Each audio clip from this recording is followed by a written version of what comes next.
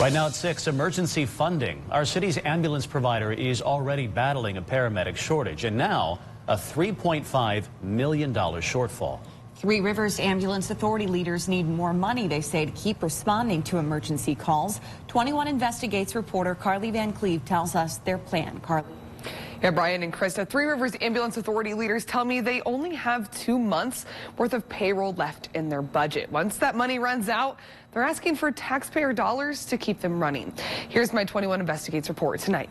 Getting to the point where we're going to have to pay that price. For at least 2 years now, Three Rivers Ambulance Authority have been struggling with a paramedic shortage, and it's affected how quickly they can get to emergencies. Our budget, unfortunately, doesn't support some of the changes we made. We made them back then with support from some of the community leaders and the administration here. Changes, including paying more to attract new recruits, which TRAA Executive Director Joel Benz says is working, but the money is running out. We're operating at a deficit, and we knew we would. TRAA's looking at a $3.5 million shortfall. Ben says they only have enough money for 2 months worth of payroll. The administration asked us to operate at a deficit and spend down some of our reserves, and so we have. And so at this point, we're reaching the end of that with what we're paying out in salaries. We probably have about 2 months or so of operating costs left. Ben's plans on asking the city and the county for taxpayer money to get them through the year. He says he already had conversations with the mayor and with county commissioners, but now it's time for him to make a formal request. This organization needs help, and in order to maintain until we get to a place where we're more stable, and so in my initial discussions, they've been really supportive.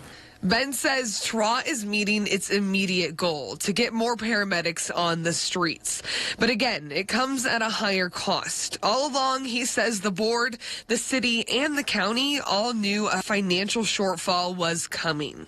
They understand the value of the service, and they don't want to see things in the streets. You know, having low compliance times in the past was pretty negative for our organization, for Fort Wayne as a whole, and, you know, nobody wants to see anybody suffer. Ben's plans to point to TRAA's improvements when he makes the funding request. Here's a look at the numbers. An ambulance is required to arrive at an emergency in less than 8.5 minutes. In January, TRAA was compliant 84.4% of the time. A much better number than last January when they only met that 64% of the time. Is there going to be any moment where you're kind of at like a panic, you know, like when 2 months comes and you don't have anything? Is that possible? I don't think we'll have any problems. I mean, you know, I could be wrong, right? You get into this sort of situation and there's always little hiccups along the way, but like no one's panicked about. No one in the city should be panicked about this. This is the cost of doing business. Well, he says there is no timeline yet when he's going to make that formal request.